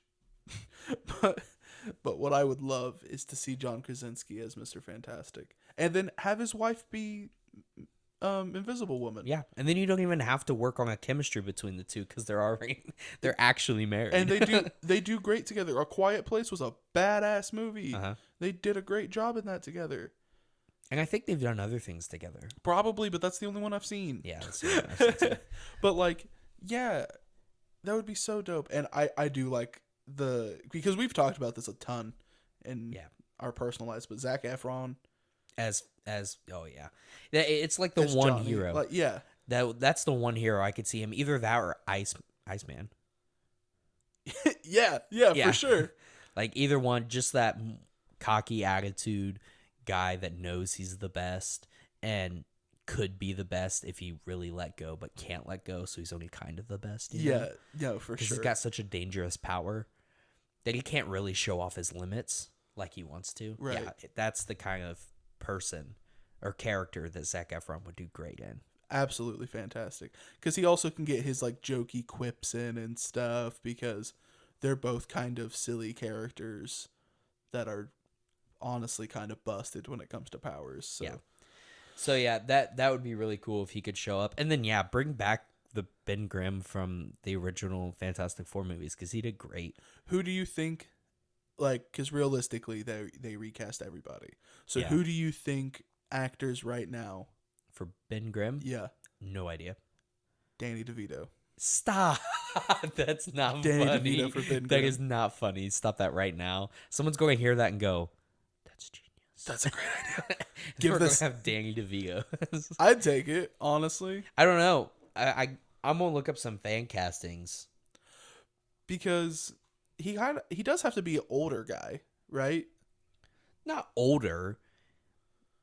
He's usually depicted as a bulkier, bold guy. But isn't he older? What the hell? Isn't I think he's a similar age to Reed. I thought, okay. You're probably right. I just, in my head, he's just like 60. Older than the rest of the Fantastic Four. I don't think he's much older. Oh, people are saying the guy that, the guy that played Sabretooth from the X-Men Origins. Okay. Maybe. He'd be all right. Seth Rogen.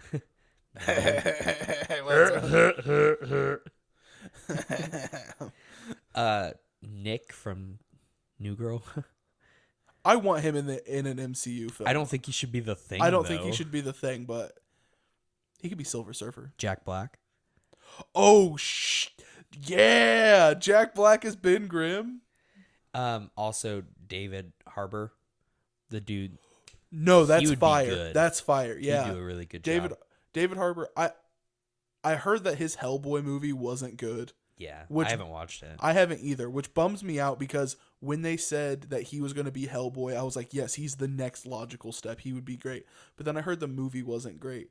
So I don't know if that was his I don't know if he would get performance. cast, though, because it would be his third or second. It would be his second. No, yeah, never mind. I was thinking he had another role, but he was in Black Widow. He's Captain Canada, isn't Yeah. he? Or something like Yeah, that. something like that. I don't know. I didn't watch Black Widow. I don't care. I don't like Black Widow. Shia LaBeouf, some people are saying. No. I don't get that. No. Shia LaBeouf can be Silver Surfer. John Stewart. Who? John Stewart? John Cena. Terry Wait, Crews. we're missing the obvious choice. Dwayne Johnson. Dwayne Johnson. The Rock. Exactly. Look, he's already Black Adam, and that's a perfect casting. Oh yeah, he's gonna be. He's going to be awesome in Black Adam, and it'll finally be like a different character. Other than big brown guy in a forest. You can't call him a big brown guy. That's literally what he says. He literally says that. He's like, oh, I'm big. But we can't say that. Oh, yeah, a different character. You mean different than big dude in forest? Yeah, pretty much. Because that's Jumanji and all Jungle Adventure and Journey to the Center of the Earth and other things. Walk the Line and the other. Walk the Line. That's movie different. But yeah, Terry Crews? Rundown. Terry Crews. What do you think? What do you think of Terry Crews? I don't know. I don't know if he has the personality to fit that role. Because, like, the thing is he's, like, he doesn't like himself. He's stuck like that, and he hates it. Yeah, he's more serious. He's not, like, He's sad. He's not serious. I would say sad. Like, he's funny, and like, him and Johnny go back and forth, but he honestly is pretty sad about the way he feels. He eventually comes to be okay with it, but it takes a long time. Right. But, like, I think, like, someone like Dave Bautista would be good. I know he's already Drax, but he's not going to be Drax anymore. Oh, really? Guardians 3 is his last portrayal of Drax, is what he says. Really? Yeah. So, he didn't like how they treated James Gunn. But they brought him back, didn't they? Yeah, they brought him back for this one, but, like, the damage was already done, in a sense. That he just wasn't very So he happy. wouldn't come back as the Thing. Yeah, no, I don't think so. I don't know, man. That is probably the hardest one to cast, right? Kevin James. I would rather die. A lot of votes for John Cena, it seems like. Maybe. I don't know. I don't really like the John Cena cast. Because, like, he always plays goofy characters, right? Uh-huh. And I don't know how well he would do with a serious role. Tom Hopper, that guy would be good. Have you watched The Umbrella Academy? No, can you just show me a picture? I don't know him from anything other than The Umbrella Academy. He plays in The Umbrella Academy. He plays a dude that gets experimented on. He's a big, strong guy and gets experimented on and turns into like a half monkey dude. So he's humongous and he's got a big hairy back and big hairy feet and stuff. And so he's like a version of the Beast, but not blue. Oh, gotcha. Okay. And he would be good for the Thing, I think. Yeah, I have no idea who that guy is. Terry Crews, David Dean Man. That's Roy from The Office. Oh, I don't hate that. I don't hate that either. Don't love it though. See, I was trying to think of where Terry Crews, because like you said, yeah, Ben Grimm is sad. Yeah. Terry Crews is such. Why would you waste such good potential on because Terry Crews isn't the sad guy, right? He's big, buff, and he's silly. So like, I don't know. Is Luke Cage serious? Yes. And Luke Cage, the actor that they have on the Netflix show, does a great job as Luke Cage. Oh, hell Keep yeah. him. I haven't watched it. So all of the Netflix people, I didn't even like Iron Fist, but still the actor that they picked for that. All of the actors they picked for those Netflix. Let's talk about the Netflix shows. I know you haven't watched them. No, yeah, I don't think I've seen any. But they are so good. And the Daredevil season 1, 2, and 3 of Daredevil are awesome. Season 1 of Daredevil is just getting to know Daredevil, all the criminals in town, and Kingpin is at the end of the show. Season 2, they introduce Punisher, and then he gets his own show. In season 3, they come back around to Kingpin, and Kingpin, like, I've never seen a show portray a bad guy exactly like they're supposed to. But the guy that plays Kingpin is exactly what I like, this damaged, broken, but still genius. And that's what Kingpin is. Yeah. And it shows him, he's locked, he's on house arrest in a penthouse. He basically for the whole show barely ever leaves this penthouse, and he creates the villain Bullseye. he manipulates this I think he was ex-Marine, ex-Army guy who has this incredible power of precision. Like it's not really a power in the show. He's just very precise. He was a baseball player, and then he throws knives and stuff. That's what Bullseye is. And eventually just manipulates him and torments him, but uses him as a cannon and aims at a Daredevil and slowly twists and manipulates and turns him into the villain Bullseye that comes after Daredevil. And like Bullseye puts on the Daredevil outfit and kills a bunch of people and stuff, and then makes Daredevil out to be a bad guy. And it's all done by Kingpin, who's the real bad guy of the season, and he never leaves his penthouse. And the show is awesome. That's dope. And it actually is able to get violent, which is important for those types of heroes. It's important to actually show real violence, or it just doesn't make sense. And the storytelling is just great. In between the story of the villain, you learn the character development.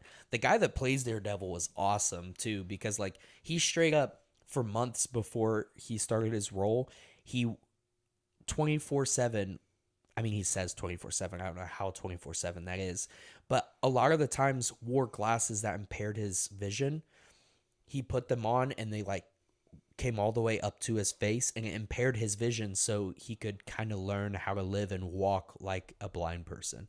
He wasn't totally blind, but he says he can traverse his entire house with his eyes closed now.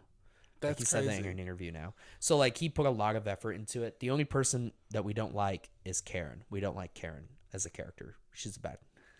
We didn't like the actress. Me and Cassidy hate Karen.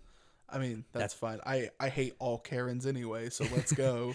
But yeah, the Netflix shows are so good. The Punisher Netflix show is also incredible. Isn't the Punisher played by old boy who plays Shane in The Walking Dead? Yes, and I've never seen a better casting for that. I agreed with that casting because he's a really good actor. Yeah, and I don't know his name, but I did know his name. I don't remember it right now. But then Luke Cage, he did a great job too, because Luke Cage is a character that's you have to be better than a thug on the street. We have a standard to hold for ourselves now in our community, and he does that while still being a hero. And then Iron Fist, I didn't like the show Iron Fist as much, and Netflix really let everyone down on the show Iron Fist, because the actor came out and said, yeah, there's a reason all the fight scenes seem really lackluster, and that's because moments before a fight would start, that's when I learned the choreography for the fight. There was no practicing of the choreo, and that's crazy because it's Iron Fist. Yeah. So it was very lackluster in the fights, whereas Daredevil and Luke Cage, you would have every season has a scene where it's a one shot. And the first one you ever see is Daredevil, and he walks into a hallway and he's got to get to the end of the hallway, and all these thugs are protecting this girl, and it's a one shot, and it's a 7-8 minute one shot of the camera just following as he beats people up. He's getting thrown through walls, and then he goes into a room and you hear pop, and then someone flies out of the room, and then he comes walking out. Season 2 of Daredevil's one shot was a stairwell. So he fights 30 guys walking down a stairwell. And then Luke Cage's is pretty cool too. He taken out. It's less cool because he's invincible, So there's not as much risk involved. Yeah. Where there is Daredevil is doing a really good job just getting beat up really bad, That's super sick. My mom watched, I think, season 2 of Luke Cage. I don't know why she watched it out of order. I can't remember, but I'm pretty sure she watched the second season, and she was a fan of it. She enjoyed it. I'm so bad at watching TV, and I'm super worried I won't watch Multiverse of Madness, because if I don't see it in theater, I won't watch it till years after it comes out on DVD. And that's just That's not true. I'll make you watch it. I didn't got Disney Plus, bro. I didn't watch because Black Panther came out the same time as Endgame, or it came out the same time as Infinity War. I don't know. There was like 3 movies that dropped all at once. I mean, they came out the same year as a few of the other ones. I'm talking in the theater at the same time. There was like 3 Marvel movies. It was Spider-Man, Black Panther, and Captain Marvel, I think. Okay. All dropped at the same time. I didn't have the money to go see all 3 of them. I seen Spider-Man. Yeah. I didn't see Black Panther until it was on Netflix, which pisses me off because Black Panther. It was the better of the 3. Like, I like the Spider-Man movie, but But Black Panther was a Black great Panther movie. is dope as hell. Like, super sick. I wish I would have seen that instead. You know what I mean? But I just don't have the attention span, I guess, to sit down and watch a I think TV what your show. problem is the thing that helps you in the movie theater is because you know you paid for it. So what we'll do is you can pay me.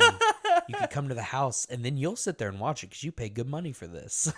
I'm also not going to pay to come over to your house, bro. No, you're Like, paying to watch the movie at my house. you better, like, bring me food then or something. I will. Like,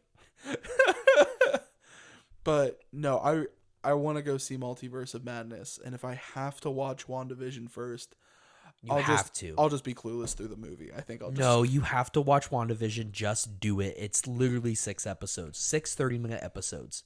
We could go downstairs, and before you go to your D&D campaign, we could watch the whole season right now. I'll do it with you, too. But I'm hungry. I will bring you food. We'll order Pizza King.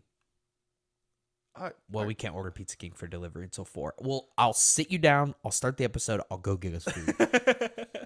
Like, for real. I It's will really watch not it. that hard. I will The watch first 2 episodes are hard to get through, but then you get into it and you care. You actually care and are confused about what's going on. It's interesting. I will get to it. A movie that we've seen in theater that I didn't know if I would like was Shang-Chi.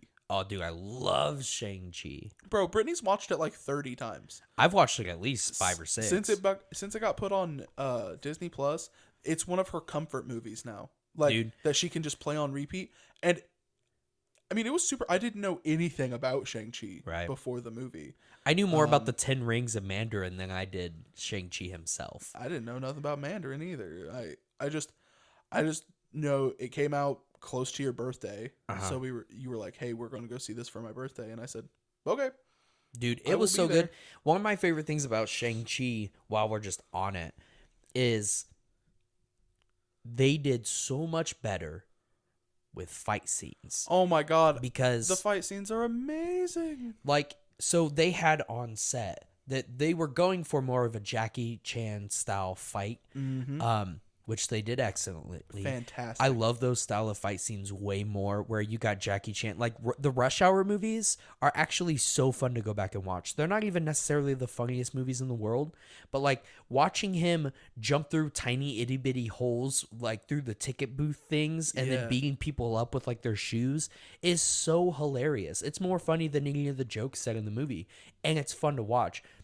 Anything they do that Jackie in Shang-Chi. Chan or Bruce Lee movies or any of those old kung fu movies where they just sat the camera down and they said, "Fight." Right. Like, it's like, "Round 1, fight." And then they just did the scene. You have amazing interaction with the environment. You have a really good flow. You don't get nauseous because of camera cuts. Yeah. And because I had to see Chris Evans' ass 3 times in the one punch he threw. Which is nothing against Chris Evans. He's a great actor. But that's just how they shoot the damn movies. And a lot of times in theater, you gotta kind of look away for a second because of how many jump cuts there are. Yeah. That just makes your tummy nauseous. Well, and so the other thing too that Shang-Chi did really good when they were going for that is a few of the guys, the choreographers that were on set, were dudes that have worked with Bruce Lee, Jackie Chan. The old guy in Shang-Chi that teaches the one character how to shoot bow and arrow, that old guy worked on Bruce Lee movies with Bruce Lee. He's in, as a younger man, is in old Bruce Lee movies. So like they took people that actually know what the hell they're talking about and doing, and they brought them in to make these fight scenes look awesome. The bus fight scene is so cool. So good. I actually took a little bit of martial arts as a kid, so I'm going to kind of critique, rate, and review that scene where that the dude's talking to like his followers. Absolutely kills me because he's also. Did you know he's also in Spider-Man? He's the guy that like is looking up at Spider-Man. He goes, "Yo, Spider-Man, what's up?" And Tom Holland like waves at him. He goes, "Do a flip." He's that guy. He's the do a flip guy. He's the do a flip guy. Yeah, he's the same guy. Dude, is he the new Stan Lee? Is he going to be the connected? No character? one can replace Stan Lee. No, but if you're going to, maybe make it do the flip guy. No, yeah, but Shang-Chi was a really good movie. There's a lot of people that hated on it. Really? Like a lot of people that were like, oh, it's just because like I'm one of those people that definitely will like call a movie out, especially like Marvel when they're going for more of a political stance. Sure. And that's more of like the example of the movie that does frustrate me. But there's a lot of people though that were like, it's really just a movie because it came out at the time that the whole Asian hate thing came out, and that's why they came out with that movie. And it's like, no, they planned this movie 4 years ago. Stop it. Oh God. And even if it is, who cares? Oh God. An Asian person as the main character? However will your white world be replaced? Shut the hell up and watch the damn movie. It's so frustrating because like, and there's nothing in it that says it, that something like that, you know? Like one of my big problems with Captain Marvel was that she was just such a Mary Sue, and it is like she's the best ever because she's the best ever. Yeah, because a woman and the woman is the best ever and has no problems. And it's like, yeah, that was obvious that that's what they were trying to go for. Shang-Chi is not that. It is not that at all. It's not. It just happened to be. Yeah, it has it's two. Just ridiculous. It has two strong female characters because his sister, who like is kind of teased to be a villain, maybe, is a strong female character, and Aquafina, which hilarious name, you go girl, is also like goofy sidekick that then is strong female character. Both characters have way more character development as secondary characters than Carol Danvers did the entire Captain Marvel movie. Yeah. Which I didn't see it because I didn't care. But I've heard that the girl who plays Captain Marvel doesn't do a great job.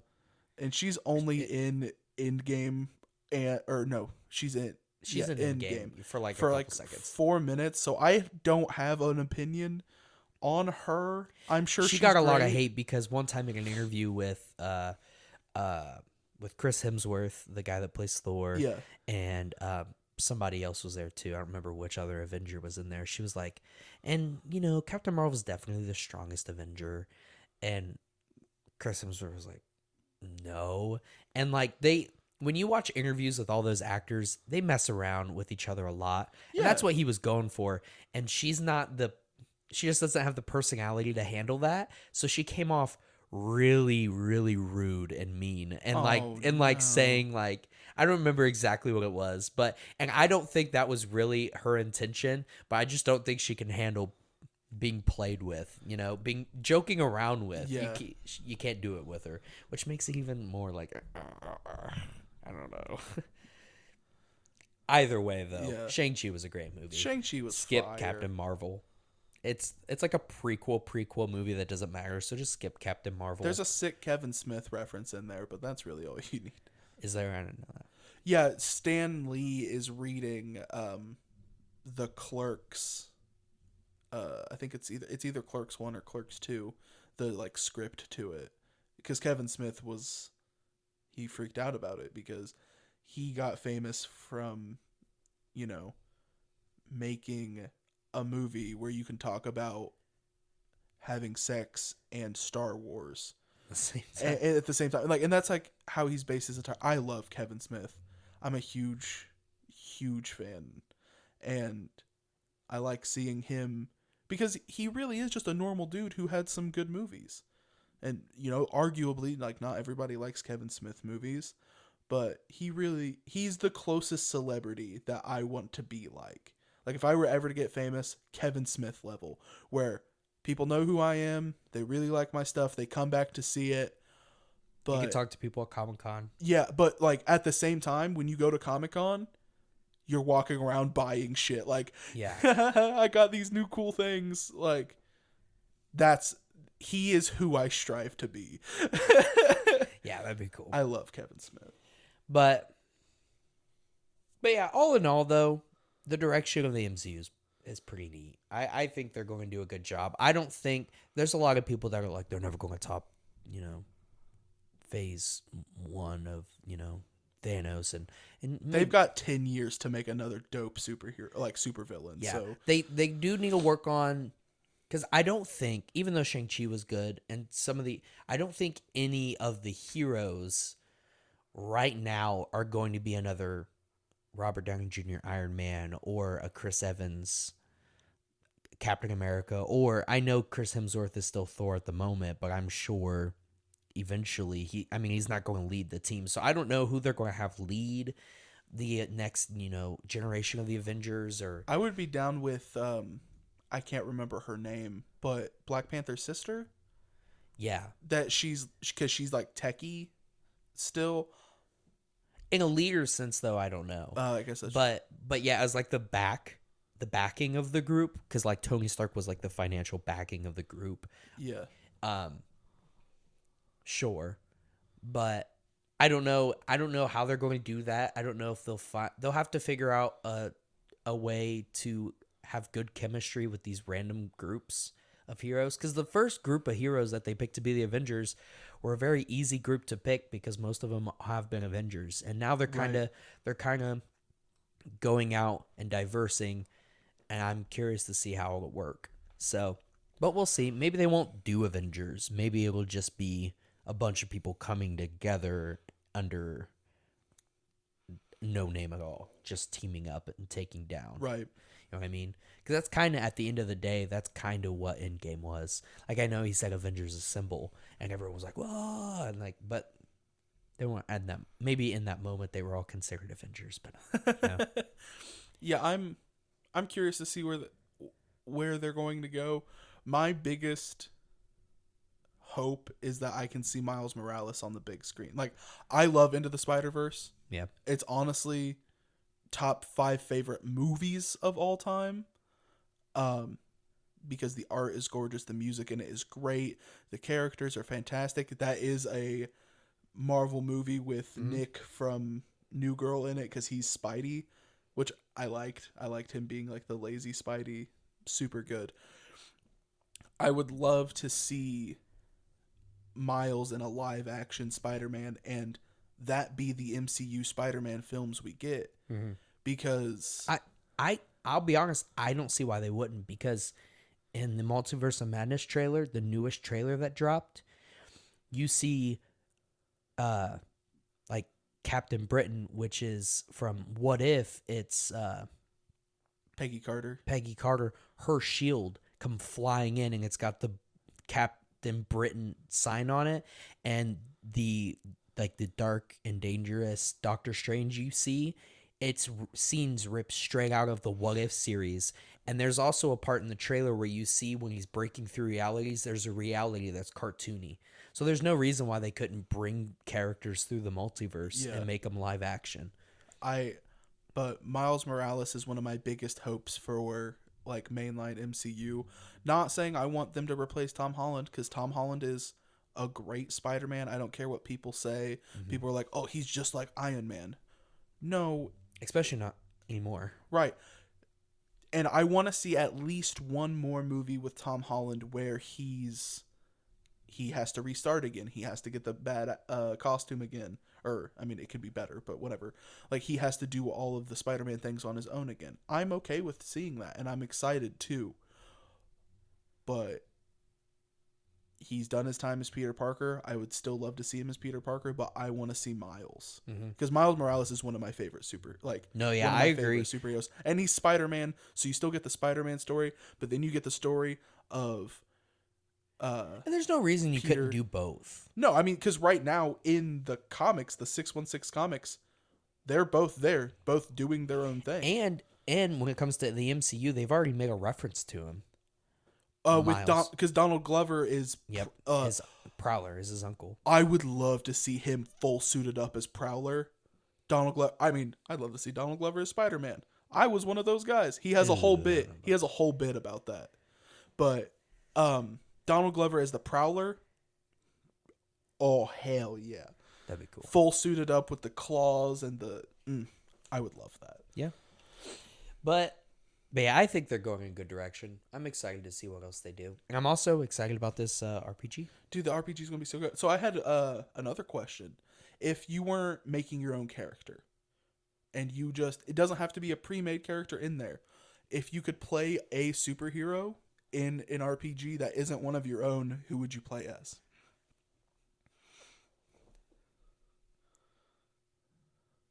Stumped you. Probably either Nightcrawler Ooh. or Nightcrawler's one of them that I totally missed in my top 5 heroes in our first episode. Yeah. I had talked to Cody about that, and we didn't even talk about it in the comments. But Nightcrawler's one of my favorites up there that could probably easily replace one of my other top 10 that I had said that day. So probably Nightcrawler, or if you want to, if we ever ran a campaign that was like start at rank 25, Oh, like max level, yeah. I'd want to do Doctor Strange. Play a campaign as Doctor Ooh, Strange yeah. with like a rank 25, so you're just the most powerful you could possibly get. Sorcerer Supreme. Yeah, and just start out that way. That'd be awesome. I think that'd be really fun if it like just start day 1 of the campaign at rank 25, and you have characters on the level like if you had to pick characters, you pick like Doctor Strange, like Franklin Richards, and like just do the most outrageous, like that be the point of the campaign, is just the most crazy and outrageous things you could possibly imagine on a total galactic level. How much multiverse breaking can you do? Yeah. I would like if the fans, if our grown-ups enjoy the campaigns, I do have a couple of ideas for future. We've already talked about maybe wanting to do Civil War, doing our own version of Civil War. I would love to do a Marvel Zombies campaign where either maybe half of my table plays as plays as superhero zombies, and the other half of my table is the very, very few humans Survivors that are left. And so just for everybody to understand too, in Marvel Zombies, it's not normal zombies. Like you have these zombified versions of your favorite heroes, but they're still partially themselves in there. Dude, you got Iron Man flying around in his suit, but he's a zombie. And so it's really just evil versions of your favorite characters. That's that really what it is. But eat you. Oh Yeah. man, the Incredible Hulk, because like Scarlet Witch. She's a yeah, dude. If you haven't read it, Galactus comes to that Earth where there's zombies, and he's like, I guess this will be okay, even though like they're all dead. Like he's still about to eat it, and then they eat Galactus and gain his galactic powers and start flying through space to try to get through the multiverse to get to other places to take over. Yep. And while flying, the Hulk gets, like, they're starving to death essentially. So the Hulk goes back into Banner, rips out his own organs, turns back into the Hulk to heal, and starts eating himself. It is so graphic. It is my God. so brutal. And it lives rent-free in my head because it is it's what made me go, holy shit. Like, this is a dark comic, and I loved it because it was during that time where Marvel Comics were kind of getting I'm so sorry if that's picking up on the mic. My stomach is rumbling like crazy right now. It is picking up on the mic. Oh I can man, hear I'm it. so sorry. It's okay.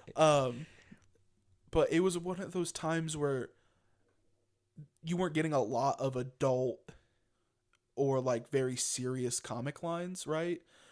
Like they were leading up to like Hickman's Fantastic Four and these other stories that were like crazy that we know very well. But it was kind of in a meh time, and then they drop Marvel Zombies, and it's just the darkest of dark that they could go. It's brutal. And I love it. It's so good. It's so much fun. Yeah. It's all Reed Richards' fault too. Yep. Mr. Fantastic has ruined so many universes. That's what happens. Like that's his like thing is His he's supposed to be the cross to bear. smartest, best person with the highest standards and but when you go too far into being the smartest person, it gets you in trouble. And that's like kind of his character. So. Which, ow, I just bit my tongue. I've never done that. I did it during an episode. Now I'm gonna cry. But yeah, I think doing a zombie campaign would be super fun. If I ever had it flipped and I was playing a character, and I was picking a pre-existing character, as much as I kind of poop on him, I think I'd want to play Iron Man. Because then I could make my own Iron Man suits. Yep. Get your own idea. Oh my goodness. I mean, if it doesn't already exist. Oh, I mean, yeah. It's crazy how many actually already exist in the comics. I think if I had free reign over how many suits I could make, Iron Man would be really fun. As much as I love Cap, I hate playing paladins. And that's what Captain America is. He's lawful good. He's a good boy. He does the best. I can't do it. I'm like that in real life. Like me as a human, I am too nice to a fault. Now, a lot of people might not see it that way, but like deep down I am. And I can't, like, I'll lie to a customer. Just be like, yeah, no, I have no idea what that is. Or like when somebody asks for like a pizza we don't have and I kind of know what it is, I'm like, yeah, I have no idea what that is.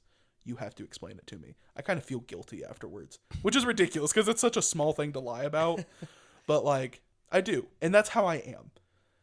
So when I play games, I want to play somebody else. I don't want to be me.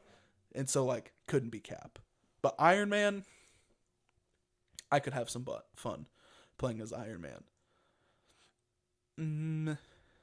What if we were doing a rank 25? Like a max level? Oh man. Would it have to be like I think Sorcerer Supreme Spider-Man would be a lot of fun. Yeah. Well, and there's also like cuz I knew you were going to go with Spider-Man. You can do the what's that? It's the alien version of Spider, like the super powered. Oh, dude, no, I know what you're talking about. I don't that remember what it's actually called. like spits acid and stuff. No, Or not the- him. Or It- the galactic one. Yes. Yeah, that one's pretty nuts. And he'd probably be more powerful because he's got the power of Galactus that he Yeah. gives to Silver Surfer. What is that called? Why can't I think of it? He becomes a herald, doesn't he? He gets He becomes a herald of Galactus. I don't know the comic where he comes from. I just know the story of him, if that makes any sense. I don't know. But yeah, that would be fun. I think that'd be fun. I'm trying to think of other like for you at home.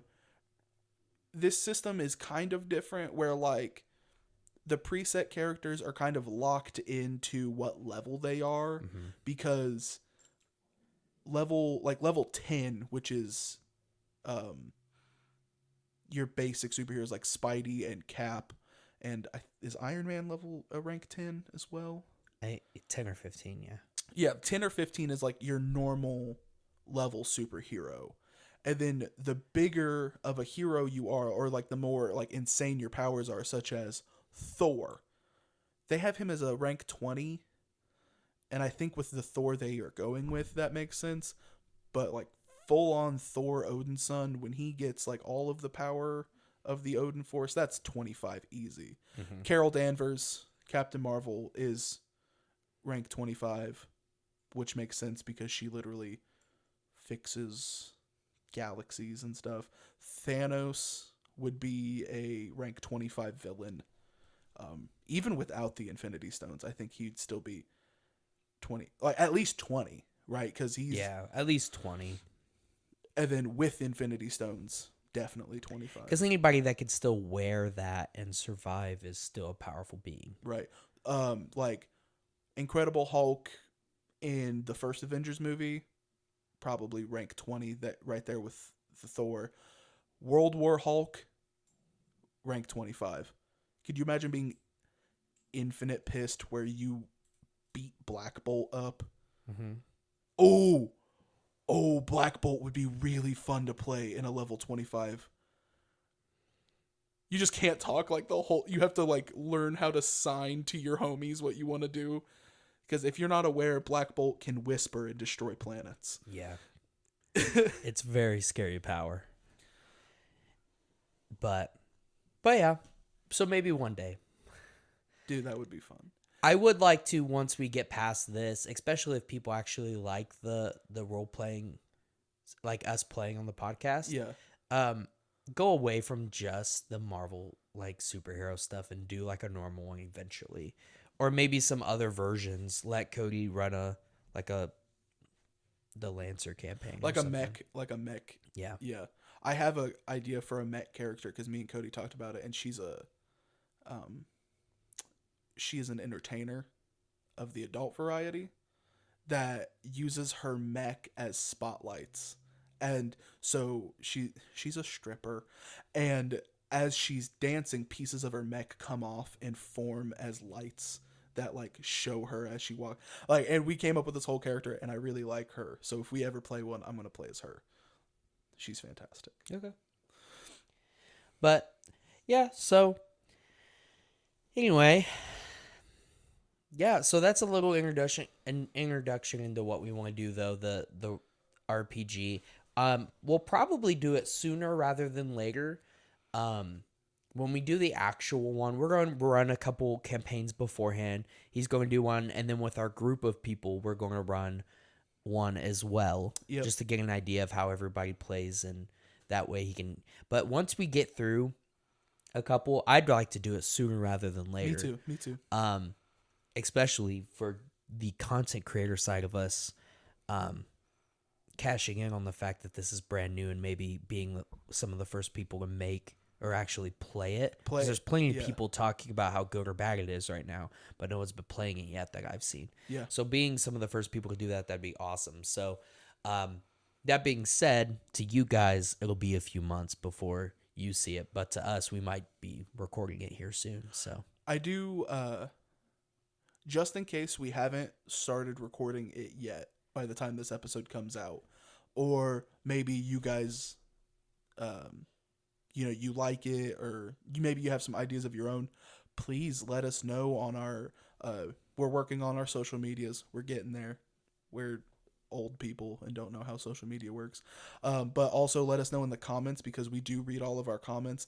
Let us know if some superhero ideas you have, if you don't mind us using them. I don't want to take anybody's like, I've been working on this for 25 years and I'm finally about to sell it, and Avery stole it for a podcast episode. No, I don't want to do that to anybody. But if you have an idea for a character that you might want to see in a campaign, or you might want to see us bring to life somehow, drop them in the comments, bro. Right, like, man. Any characters and all characters. If we like them, I'll put my magic dust together and try to, whip us up an NPC or something. I'll give you full shout outs when I use them in the middle of the campaign too. I'll be like, this character was brought to us by Derek Moore, or some other white guy name. That's still my character's name. Don't do it. Somebody makes a character just called More Derek. But yeah, I would love to hear from you guys, and that gives us some interaction back and forth. You know what I mean? You guys got a superhero, I'll make it work. Yep. But yeah, so all that being said, thanks again, guys, for chilling with us today. Yeah, we had a good episode. Yeah, we're just chilling. And don't forget to go down there, like and subscribe to us. Smash that notification bell. Smash that notification bell. Hit the notification bell. Scroll up. You got all personalized and none. Personalized is what's checkmarked. We don't want that. We want all notifications. Are we telling turned people on. to do the all notifications now? All notifications now. That's what we're telling them. Okay, let's So go. hit that all notifications. That way you see us. Unfortunately, too, just because, we're not quite big enough yet, YouTube doesn't love us. So even if you were to search, today's title might be something along the lines of just, introduction to our multiverse RPG, even if you searched us on YouTube, you wouldn't be able to find us. You'd have to scroll down pretty far before you see us. So make sure you got the notifications turned on. True. Hit that sub button so you can just go to your subscriptions. Share us with your friends. Yeah. If you maybe you've listened to a couple of these because you know us in real life and you're like, hey, I love what you guys are doing, but I'm not a big superhero guy, or I'm not a big tier list guy, but you know somebody who is, give us a shout. Let them know. Yep. Because that's what we do. We are here to entertain. Exactly. Yes, we are. So, but yeah, so that being said, Oh, thanks for stopping by. I'm going to sign it off like Mickey himself. And you guys have a glorious day. Bye.